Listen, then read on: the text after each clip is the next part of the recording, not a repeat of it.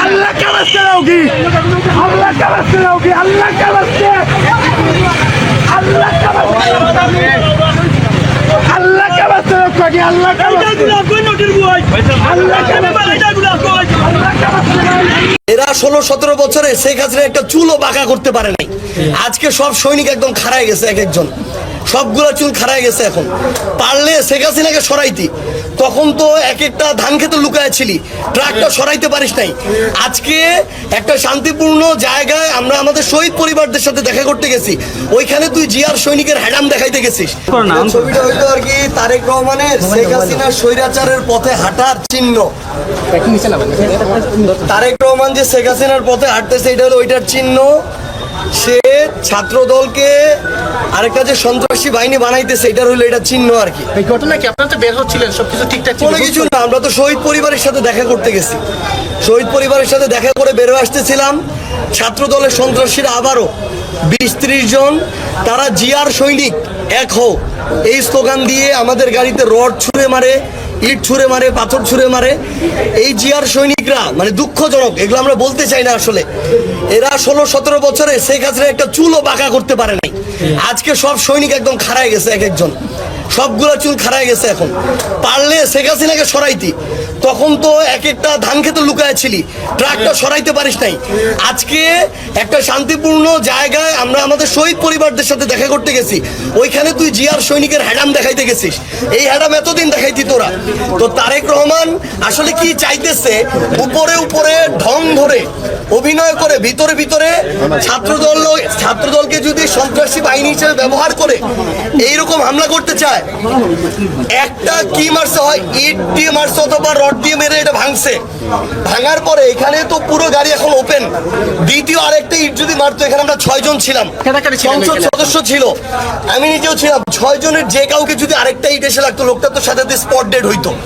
তাহলে শেখ হাসিনার মতো করে তারেক রহমান এখন ছাত্র দলকে খুনি বাহিনী বানাইতে চায় কিনা, এটা তারেক রহমান সরাসরি বলুক। যদি বাহিনী বানাই দেয়, তারেক রহমান ঘোষণা দিক, আমরা তাহলে ওইভাবে প্রস্তুতি নিব। আমরা তো ভাবি নাই যে ছাত্র দলকে তারেক রহমান এইভাবে সন্ত্রাসী বাহিনী হিসেবে ব্যবহার করবে। আমাদেরকে ওই প্রোটেকশন নিয়ে চলতে হবে। আজকে পুলিশি প্রোটেকশনের মধ্যেই তো হামলা হলো। পুলিশ তো এখানে দাঁড়ায় দাঁড়ায় নাটক দেখছে, আর কিছুই না। সামনে পুলিশের 1-2 গাড়ি থাকে, পিছনে 1-2 গাড়ি থাকে, আবার 50 জন পুলিশ দাঁড়ায় থাকে, সবাই নাটক দেখে। এই যে এরা ইট ছুটতেছে, এরা যে রড দিয়ে হামলা করতেছে, চাপাতি দিয়ে হামলা করতেছে, একজনকে তো বাধা দিতে হবে। কোনো বাধা দেওয়ার কোনো নাম নাই। আপনারা দেখছেন আমাদের এক ভাই আলিফ, 18 বছর একটা ছেলে, চোখটা রড দিয়ে আঘাত করে চোখটা পর্যন্ত নষ্ট করে দিছে। এখন পর্যন্ত একটাকে হবিগঞ্জে গ্রেফতার করা হয় নাই। তাহলে এই পুলিশ হইলো এখন বাংলাদেশের পুলিশ না, এটা হচ্ছে তারেক রহমানের পেটুয়া পুলিশ। এখানেও ওই পুলিশের ওই একই ভূমিকা। তাহলে তারেক রহমান বলুক, সে আরেকটা একনায়কতন্ত্র কায়েম করবে, স্বৈরাচার কায়েম করবে এবং এখানে তার রাজত্ব কায়েম করতে চায় শেখ হাসিনার মতো। তাইলে আমরা আমাদের মতো আমরা পদক্ষেপ নিব, আমরা ব্যবস্থা নিব, আমরা আমাদের রাজনীতি ঠিক করবো যে কিভাবে রাজনীতি করা লাগে। এখন তো আসলে আপনারা কানাইঘাটে যাওয়ার কথা ছিল, সেটি আসলে কি হবে? এটা আমরা আমাদের জায়গা থেকে এখন একসাথে কথা বলে সিদ্ধান্ত নিয়ে জানাবো। কিন্তু তারা এই অবস্থায় আসলে কানাইঘাটে যাওয়ার সুযোগ আছে না। তাহলে দেখেন আপনি, আমরা একটা রাজনৈতিক দল হিসেবে আমাদের প্রোগ্রামটা করতে চাই। তারেক রহমানের ছাত্র দলের বিএনপি সন্ত্রাসীগুলো প্রোগ্রামটা করতে দিতেছে না। তাহলে আমরা তাদের বিরুদ্ধে কতটুকু কথা বলবো, এটা কি তারা ঠিক করে দিবে? বিরোধী দল কি কথা বলবে তারা ঠিক করবে? তারা আমাদের বিরুদ্ধে কথা বলুক, আমাদের কথা যদি অযৌক্তিক হয়, জনগণ আমাদেরকে বয়কট করবে। কিন্তু তারা তা না করে সন্ত্রাসী এবং এই ধরনের স্বৈরাচারী পথ তারা বেছে নিতেছে আমাদেরকে দমন করার জন্য, রক্তাক্ত করার জন্য।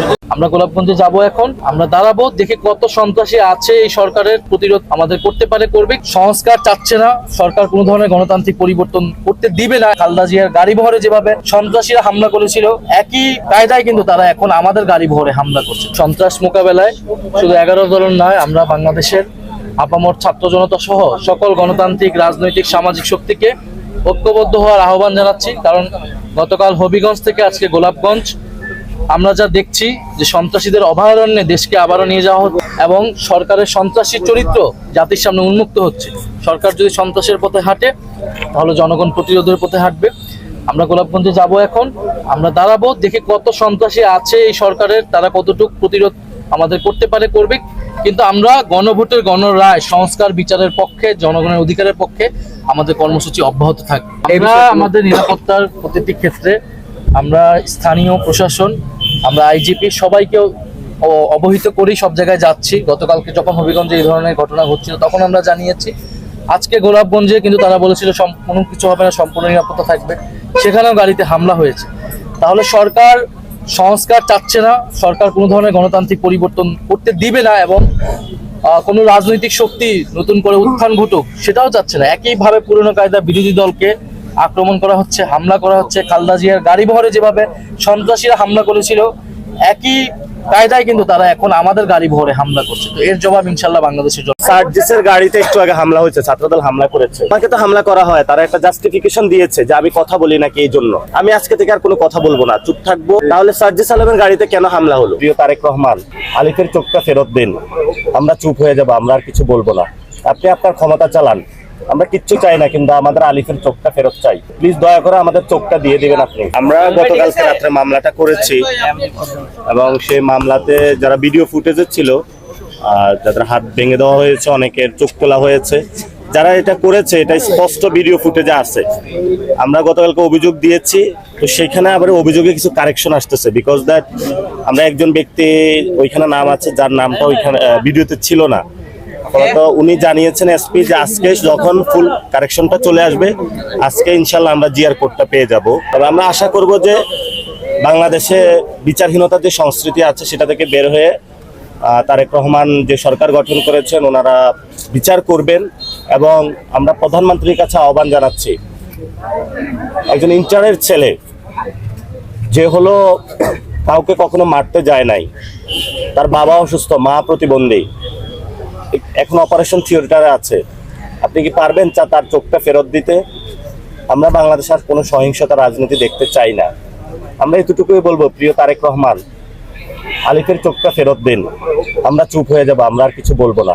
আপনি আপনার ক্ষমতা চালান, আমরা কিচ্ছু চাই না, কিন্তু আমাদের আলিফের চোখটা ফেরত চাই। প্লিজ দয়া করে আমাদের চোখটা দিয়ে দিবেন আপনি। সার্জিসের গাড়িতে একটু আগে হামলা হয়েছে, ছাত্রদল হামলা করেছে এবং সেখানে গাড়িগুলা ভাঙচুর করেছে। আমরা সেখানে রওনা দিচ্ছি। আমাকে তো হামলা করা হয়, তারা একটা জাস্টিফিকেশন দিয়েছে যে আমি কথা বলি নাকি এই জন্য। আমি আজকে থেকে আর কোনো কথা বলবো না, চুপ থাকবো। পুরো বাংলাদেশে দেখি ওনারা কতটুকু বাড়তে পারে, কতটুকু যাইতে পারে, আমরা সেই মাত্রাটা দেখবো। তাহলে সার্জিস আলমের গাড়িতে কেন হামলা হলো? একটু আগে হামলা হয়েছে সিলেটে, 5 প্লাটুন হলো বিজিবি নামানো হয়েছে। প্লাটুনের বিজিবি নামানোর পরে তাহলে হামলাটা কেন হলো এখন? আমাদের আপনারা জানেন যে ছাত্র শক্তির একজন কুড়িগ্রামের আহ্বায়ক, তার মাথা ফাটিয়ে দেওয়া হয়েছে, সে রক্তাক্ত। বিভিন্ন জায়গায় পুরো বাংলাদেশে একটা সন্ত্রাসের রাজত্ব সৃষ্টি করা হয়েছে। আমরা সন্ত্রাসের রাজত্ব বাংলাদেশে দেখি। আমি নিজে অবাক হয়ে যাই যে আসলে কারা দেশ চালাচ্ছে। তারা কি দেশ চালাচ্ছে? তারা কথায় কথায় যেভাবে থ্রেট দিচ্ছে, কথায় কথায় যেভাবে টর্চার করছে, যেমন ধরেন গতকালকে যে ঘটনাটা, তারা মব করতো ওপেন ডিক্লেয়ার দিয়ে। এটা পৃথিবীর নিয়ম, প্রকৃতিগত একটা মানে নেচার অফ রিভেঞ্জ যেটাকে বলি আমরা। তো সেটা হয়তো হবে, বাট আমরা কিন্তু এটা চাই না। কিন্তু আপনি প্রতিদিন প্রভোগ করছেন, প্রতিটা মুহূর্তে প্রভোগ করছেন, যাকে খুশি তাকে প্রভোগ করছেন। তাহলে এইভাবে তো আসলে বলছে ছাত্রদল যুবদল করেছে, প্রমাণ দিতে পারে না, প্রমাণ দিক। যেই করেছে তো একজন। আপনি মনে করেন না যে ছাড় দিবে, কিন্তু ছেড়ে দিবে না, মানে কোনো না কোনো ভাবে বিএনপি সরকার শুধু দেখছে। আপনি 2 বছর যাবত আমরা গালির মধ্যে আছি, তারা মনে করেছে সবই তারা। পিছনে একা তাকায় দেখুক। আপনি দেখেছেন তো একটা দল গঠন করার পরে এনসিপি যে কয়েকটা মিটিং করেছিল আপনার শেরাটনের সামনে, যমুনার সামনে বা কিছু এই জায়গাগুলা, আপনার কয়টা লোক হয়েছিল?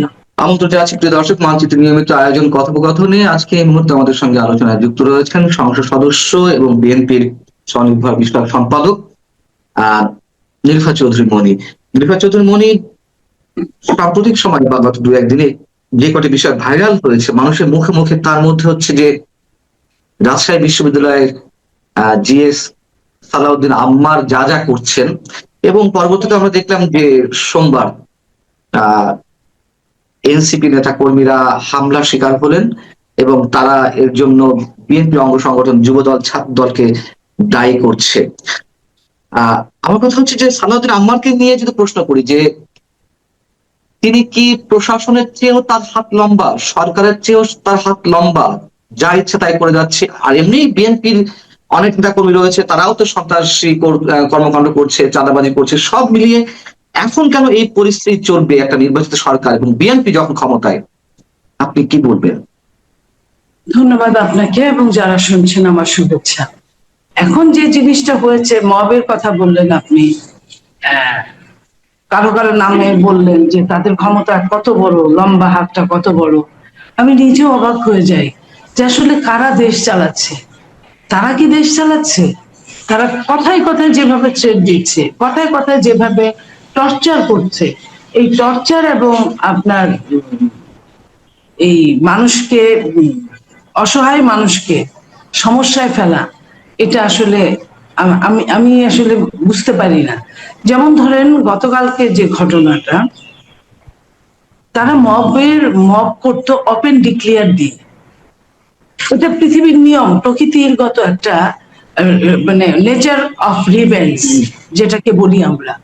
তো সেটা হয়তো হবে, বাট আমরা কিন্তু এটা চাই না, এটা চাই না। আপনি দেখেন ঘটনাটা দুঃখজনক, আমি অস্বীকার করছি না, কিন্তু এই ঘটনাটা ঘটার আগেও তাদের বক্তব্যগুলোকে যদি আপনি জোড়া লাগান, তাহলে আপনি দেখতে পারবেন যে কোন অবস্থার মধ্যে দিয়ে আমরা যাচ্ছি। এই 5ই আগস্টের পর থেকে যে এইসব শুরু হয়েছে, আপনার রেভলিউশন কি বছর ব্যাপী হয়, 2 বছর 5 বছর ব্যাপী হয়? রেভলিউশন হয় 1 দিন 2 দিন 3 দিন। বাংলাদেশে রেভলিউশন হয়েছিল 3 দিন। 3 দিন কোনো সরকার ছিল না। সেই 3 দিনের হিসাব আমরা, আপনি বা অন্য কেউ করতে চাই না।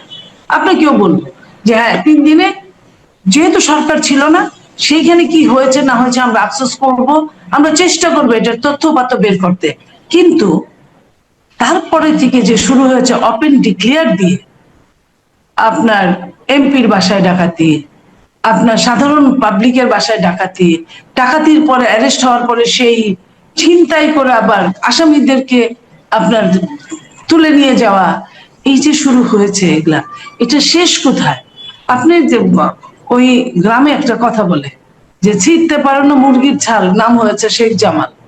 তো আপনার সারাক্ষণ আপনি মুখ দিয়ে বলছেন আপনি এই করবেন, সেই করবেন, সেই করবেন। তো এই যে এরকম একটা ঘটনা, এটা অপ্রত্যাশিত প্রত্যাশিত। আপনি যদি বলেন যে এই 2টা শব্দ একসঙ্গে কেন বললেন, হ্যাঁ ঘটনা যে কোনো কিছু, মারামারিটা আমরা অপ্রত্যাশিত মনে করি যে এটা মারামারি ঠিক না, গায়ে হাত তোলা ঠিক না। কিন্তু আপনি প্রতিদিন প্রভোগ করছেন, প্রতিটা মুহূর্তে প্রভোগ করছেন, যাকে খুশি তাকে প্রভোগ করছেন। তাহলে এইভাবে তো আসলে বলছে ছাত্রদল যুবদল করেছে, প্রমাণ দিতে পারে না, প্রমাণ দিক। যেই করেছে করেছে তো একজন, ছাত্রদল যুবদল, ছাত্রলীগ যুবলীগ, অথবা তার নিজ দলের কেউ, অথবা সাধারণ মানুষ কেউ। এটা তো কি মানে অত্যাচারের চরম পর্যায়ে গেলে আপনি দেখেন একটা মির্জা আব্বাস, উনি ধরেন অনেক দুষ্ট প্রকৃতির মানুষ, ধরে নিলাম, আপনি তো প্রতিদিন তাকে মেরে ফেলতে পারেন না, প্রতিদিন তো তাকে বাজে কথা বলতে পারেন না। আপনার হাতে যদি পাওয়ার থাকে, আপনি পাওয়ারের ইউটিলাইজ করেন, আপনি তাকে আইনের হাতে তুলে দেন। আপনি প্রতিদিন যে ধরনের কথা বললে একটা সম্মানী লোক অসম্মানিত হয়। আপনি দেখেন আজকে মির্জা আব্বাস সাহেব আজকে কয় মাস যাবৎ মৃত্যুর সাথে পাঞ্জা লড়ছে। এই যে এটা কি একে কি আমি মানুষ বলবো? ইসলাম কি, ইসলাম বা যে কোনো ধর্ম, তারা কি এইভাবে প্রভোগ করার কথা বলে যে তুমি একজনকে প্রভোগ করতে করতে মেরে ফেলো? এই জিনিসগুলোর অবসান হওয়া উচিত। আমি মানে গতকালকের ঘটনার নিশ্চয়ই লাইভ ফুটেজ আছে, অনেক কিছু আছে। আমি বিচার চাই, বিচারের পাশাপাশি আমি ওই বিচারটাও চাই যে আপনি কেন মারামারিটাকে ওয়েলকাম করছেন। আপনি বলেন তো আমি একটা দল করি, আপনি ভেতরে ভেতরে কোনো দল কোনো প্রকাশ্যে করেন না, কারণ আপনি একজন সাংবাদিক। আপনি যদি আমাকে আমার দলের, লাইক আমার নেত্রী দেশনেত্রী বেগম খালেদা জিয়া, উনি পৃথিবী ছেড়ে চলে গেছেন, আপনি যদি আজে বাজে কথা বলার চেষ্টা করেন, নিশ্চয়ই আপনার সঙ্গে আমার এই যে সম্পর্কটা, এই যে এই সম্পর্কটা ওইভাবে থাকার কথা না, থাকবে না। তো এটা আপনাকেও আমাকে বুঝতে হবে, আমাকেও আপনাকে বুঝতে হবে। তো এই জায়গাটা তারা কেন বুঝে না? তারা মুখটাকে আপনি দেখেন, যেখানে অসভ্য একটা বাজে গালি, সবচেয়ে কঠিন গালি পৃথিবীর, এই অসভ্যের মধ্যে সমস্ত গালিকে আপনি ফিল আপ করতে পারেন, আর কিছু বলতে হয় না। তাহলে আপনাকে কেন ইন্ডিভিজুয়াল গালি দিতে হবে? মাকে তুলে, বোনকে তুলে, বউকে তুলে, মানে নারী কুলকে তুলে গালি দিতে হবে? এবং আমরা এমন সমাজে বাস করি, নারীরাও কেউ কেউ তাদের ওই গালিটাই রিপিট করছে স্লোগান আকারে। অপোজিট ভাষণ কিন্তু এই গালি দেন। আপনি দেখেন ছাত্র দলের কোনো ছেলেকে আপনি এরকম গালি দিতে দেখেন, যুব দলে সে ওনারা বলে যে এরা চাঁদাবাজ, এরা দখলবাজ, কিন্তু এইভাবে গালি দিতে দেখেন। যেভাবে তারা গালি দিচ্ছে, এই গালির আমদানি তারা কোথা থেকে নিয়ে আসলো? একটা রাজশাহী বিশ্ববিদ্যালয়ের একটা ছেলে, আমি আমি আমি কি বলবো, আমার ভাষা নাই যে সে কোন পরিবারটা বিলং করে। তাহলে আমার প্রশ্ন, নির্বাচিত মনি, আপনি বলছেন যে আসলে দেশ কারা চালাচ্ছে? আমরা তো জানি বিএনপি চালাচ্ছে, বিএনপি ক্ষমতায়। তাহলে বিহাইন্ড দ্য স্ক্রিন, পিছনে অদৃশ্য কোনো শক্তিকে সবকিছু নিয়ন্ত্রণ করছে। তাহলে না হলে সালাউদ্দিন আমরাদের মতো মানুষ তারা দিনের পর দিন এরকম সন্ত্রাসী কর্মকাণ্ড করে, অনৈতিক কর্মকাণ্ড করে তারা একেবারে বীর দর্পে সবকিছু ঘটিয়ে বেড়াচ্ছে। তাহলে সেখানে প্রশাসন কোথায়, সরকার কোথায়? আমার যে প্রশ্নটি ছিল, কেন সরকার পারছে না, কেন আপনারা পারছেন না এগুলো নিয়ন্ত্রণ করতে? প্রশাসন, সরকার সবই আছে। আমাদের একটা চক্ষু লজ্জা, চোখের পর্দা একটা বলতে যে শব্দটা, এটা কাজ করে। মনে হয় যে 2 বছর আগে একটা ছেলেরা, মেয়েরা, এরা একটা দেশের সম্মুখ ভাবে গেছিল একটা যুদ্ধের ময়দানে। আচ্ছা, এদেরকে যতটা পারি স্যাক্রিফাইস করি। স্যাক্রিফাইসের মানে এই না যে আপনি যা খুশি তাই করবেন। স্বাধীনতা মানে এই না যে আপনি যা খুশি তাই ব্যবহার করবেন। তো এই স্বাধীনতাকে এখন আমি মনে করি, স্বাধীনতা, রাষ্ট্রের স্বাধীনতা কি? আপনাকে একটা পর্যায় পর্যন্ত স্বাধীনতা দিবে। সেই পর্যায়টা, সীমাটা লঙ্ঘন করলে কিন্তু আপনি রাষ্ট্রের আইনের অনুশাসনের আওতার মধ্যে আসবেন। এটাই কিন্তু রাষ্ট্রের ফয়সালা। তো সেই ফয়সালায় 2 দিন আগে 2 দিন পরে, আমি করলে আমি আসবো, আপনি করলে আপনি আসবেন, তারা করলে তারা আসবে। আপনি মনে করেন না যে ছাড় দিবে, কিন্তু ছেড়ে দিবে না। মানে কোনো না কোনো ভাবে বিএনপি সরকার শুধু দেখছে। আপনি 2 বছর যাবত আমরা গালির মধ্যে আছি। আমরা যে কোনো আন্দোলনের যে নেপথ্যে কারা ছিল, আমরা যে ছিলাম, আমরা যে ছাত্র দিয়ে, যুব দিয়ে, সাপ্লাই করে তাদের মধ্যে ঢুকিয়ে দিয়ে যে এই আন্দোলনটা করেছে, তারা মনে করেছে সবই তারা। পিছনে একা তাকায় দেখুক। আপনি দেখেছেন তো, একটা দল গঠন করার পরে এনসিপি যে কয়েকটা মিটিং করেছিল আপনার শেরাটনের সামনে, যমুনার সামনে বা কিছু এই জায়গাগুলা, আপনার কয়টা লোক হয়েছিল? তো তারা যতক্ষণ বলবে তাদের লোক কয়টা? তাহলে আপনার মনে করেন হবিগঞ্জে এই ঘটনা ঘটার সময় তাদের লোক যদি বেশি থাকতো, নিশ্চয়ই তারা ছেড়ে দিত না। তো এই ধরনের কাজগুলা তারা করছে। তাদের আমার মনে হয় যে এখন রশি টানা উচিত, মুখের লেভেলে আপনার বেড়া দেওয়া উচিত, এর চেয়ে বাড়া উচিত না, আমি মনে করি। তারা এই বিষয়টিকে মব বলছে, এবং এটি তো সোশ্যাল মিডিয়ায় ঘুরে গেছে। যারা মব করেছে এতদিন, তারা এখন মবের শিকার। আবার এটাও সত্য কথা, মব যে শুধুমাত্র এনসিপির নেতা কর্মীরাই করেছে তাও না, এখানে জামাত শিবিরের লোকজন ইনভলভ ছিল অন্তত গত 1.5-2 বছর ধরে যা চলছে। এবং সাম্প্রতিক সময়ে এসে এটিও হয়তো আপনার কাছে অপ্রিয় লাগতে পারে, অবশ্যই ছাত্রদল, যুব দলের নেতা কর্মীরাও মব করছে, আমরা বিভিন্ন জায়গায় দেখছি, অনেক প্রমাণও রয়েছে, যথেষ্ট প্রমাণ রয়েছে। আজকে অনেকে বলছেন যে অবশ্যই আমরা এই ঘটনা নিন্দা জানাই, এনসিপির উপরে যে হামলা হলো, কিন্তু অনেকে বলছেন, যেমন আপনিও বললেন, যে প্রকৃতির প্রতিশোধ বলে তো একটা কথা আছে। তা আজকে তারা যেমন করছে তাদের উপরে সেটি চলছে। যশোরে জামাতের এমপি এবং তার কন্যাকে ঘিরে রাখা হলো, এলাকাবাসী ঘিরে ধরলো, এটাও আমি মনে করি যে একটা প্রতিদান। কিন্তু ছাত্রদল, যুবদল যা করছে, তারাও কি এই ধরনের মবের শিকার হবে না ভবিষ্যতে? প্রকৃতির প্রতিশোধটাকে তাদের উপর করবে না? আমি তো বলি নাই যে কোন একটা সংগঠন শুধু আপনার নেচারের শিকার হবে। এখানে নেচারের রিভেঞ্জের শিকার প্রত্যেকেই হবে। আপনি কি করেছেন আপনি জানেন, আর আপনার গড জানে, আমি হয়তো জানি না। বাট আপনি কিন্তু একদিন এইটার শিকার হতে পারেন। তাই বলে একটা সভ্য রাষ্ট্র থেকে আমরা কি সাধারণ মানুষ যারা আছি তারা মানে প্রকৃতির উপরেই নির্ভর করে থাকবো? দেশে আইনের শাসন কি প্রতিষ্ঠা হবে না? কেন আমি এই প্রশ্ন করছি? নির্ভর চৌধুরী মনি, আপনি একজন আইনজীবী না হলেও আপনার আইনের ডিগ্রি রয়েছে, এটা হয়তো অনেকেই জানেন না। আপনার পিএইচডি ডিগ্রিও রয়েছে, আপনি সে ব্যবহার করেন না, সেটা হয়তো আপনার রুচিশীলতার জায়গা থেকে। আমার যে প্রশ্ন সেটি হচ্ছে যে ডক্টর নাজমুল হাসান কলিমুল্লাহ, তার বিরুদ্ধে দুদকের মামলা রয়েছে। তিনি দুর্নীতি করেছেন কি করেননি এটি আদালত কর্তৃক প্রমাণিত হবে। ধরে নেন তিনি দুর্নীতিবাজ বা তিনি দুর্নীতি করেছেন, কিন্তু পুলিশ চার্জশিট দিবে, বিচারিক প্রক্রিয়ায় জামিন হবে কি হবে না সেটি মানুষ তাকিয়ে থাকে। কিন্তু ডক্টর নাজমুল হাসান কলিমুল্লাহর গত পরশুদিন জামিন হলো, সব ধরনের প্রসিডিউর মেনটেন করা হলো, আপিল বিভাগ থেকে জামিনের অনুমতি মিলল, জেল গেটে বেল বন্ড পৌঁছালো, তাকেও ছাড়া হলো না। নতুন করে 30 ঘন্টা পর মামলা, আর একটা ডাকাতি মামলা দেওয়া হলো। আমার যে প্রশ্নটি সেটি হচ্ছে যে আমি ডক্টর নাজমুল হাসান কলিমুল্লাহর একটি এক্সাম্পল হিসেবে মানে বিষয়টি তুলে ধরলাম। এরকম অসংখ্য মামলা রয়েছে, এখনো ডক্টর ইউনূস সরকারের সময় যা চলছিল এখনো তাই চলছে। আপনারা বলছেন দেশে আইনের শাসন প্রতিষ্ঠা করবেন, এটা কি আইনের শাসন? আমি যত জানি যে বেল বন্ড জেল গেটে পৌঁছানোর পর 1 সেকেন্ডের জন্য কারো শক্তি নেই আটকে রাখার। বিএনপি আওয়ামী লীগ আমলে আমরা জানি যে জেল গেট থেকে বেরোনোর পরই সাদা পোশাকে পুলিশ ধরেছে, অসংখ্য নেতা কর্মীদের আপনাদের ধরেছে, সবই সত্য কথা। কিন্তু সেটি তো অনেকের ভাষ্যমতে ফ্যাসিবাদী সরকার ছিল।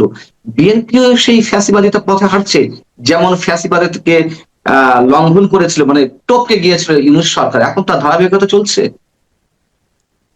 এটা দুঃখজনক। আমি বলবো যে এইটা আইনের ব্যত্যয় ঘটানো হয়, এবং এটাই প্রথম না, এরকম হয়। আমি মনে করি যে বিএনপির এই ব্যাপারে সুদৃষ্টি দেওয়া উচিত, এবং বিএনপিকে যখন যে সরকার থাকে দেখবেন কিছু হালুয়া রুটি ভাগাভাগি করে খাওয়ার মতো লোক জুটে যায়। আপনি বিএনপির ত্যাগী নেতাদের এখন দেখবেন না, যারা বিএনপি করে নাই, এমন যে অন্য দল করেছে, আওয়ামী লীগও করেছে, তারা বিভিন্নভাবে ভালো আছে, বিভিন্নভাবে। তো সেইখানে তারা যতদিন থাকবে সরকারকে বিপথে নেওয়ার চেষ্টা করবে। সরকারের অবশ্যই এই ব্যাপারে তটস্থ থাকতে হবে।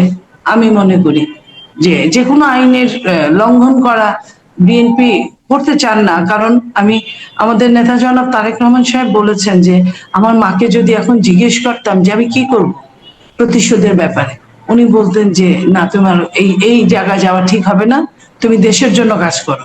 তো এই যে যিনি বলেন যে আমি প্রতিশোধ চাই না, তবে আমি বিচার চাই, তো এই বিচারটা আমরা চাই। তাহলে তারেক রহমানের প্রতি নিঃসন্দেহে সাধারণ মানুষের অনেক ধরনের আস্থা ছিল, অনেক বেশি আস্থা ছিল। একটা বিপর্যয়ের পর 24 আগস্ট একটি 5 আগস্ট একটি বিপর্যয়ের পরে ডক্টর ইউনূসের যে জঙ্গি শাসন মানুষ দেখেছে, সেই শাসন দেখার মধ্য দিয়ে মানুষের বড় এক্সপেকটেশন ছিল বিএনপির প্রতি। আজকে যিনি প্রধানমন্ত্রী তারেক রহমানের প্রতি, তিনি নিজেও বলেছেন তার মায়ের উদাহরণ দিয়ে, তার ভাইয়ের উদাহরণ দিয়ে, যেটি আপনি বললেন, সামারি হচ্ছে তিনি প্রতিহিংসা রাজনীতি বিশ্বাস করেন না। কিন্তু যা কিছু ঘটছে, মানুষ তো মনে করছে যে ডক্টর ইউনূসের সেই শাসনের ধারাবাহিকতা সম্ভবত এখনো চলছে, নইলে অসংখ্য মানুষ জামিন পাওয়ার পরেও একটা পর একটা পেন্ডিং মামলা যাচ্ছে। এবং ডক্টর নাজমুল হাসান কলিমুল্লাহ 30 ঘন্টা পর তাকে নতুন মামলায় দিয়ে দেওয়া হলো, উত্তরা থানায় হত্যা মামলা। এবং এগুলো তো আলটিমেটলি বিএনপির কাঁধে যাচ্ছে, তাই না?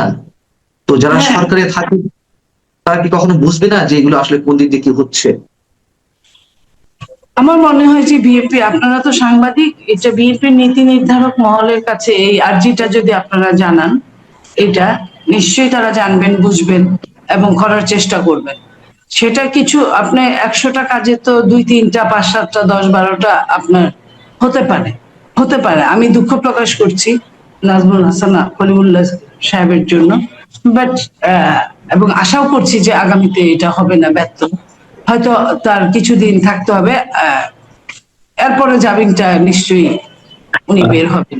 আপনি যখন সরকার দলীয় এমপি, নিশ্চয়ই আমরা আশাবাদী হতে পারি। আমি এত দূরে যাই কেন? আমি আপনার কথাই বলি, আপনি ইন্টিম সরকার থাকলে আপনি বের হতে পারতেন না, অথচ আপনি কেন ধরা হন?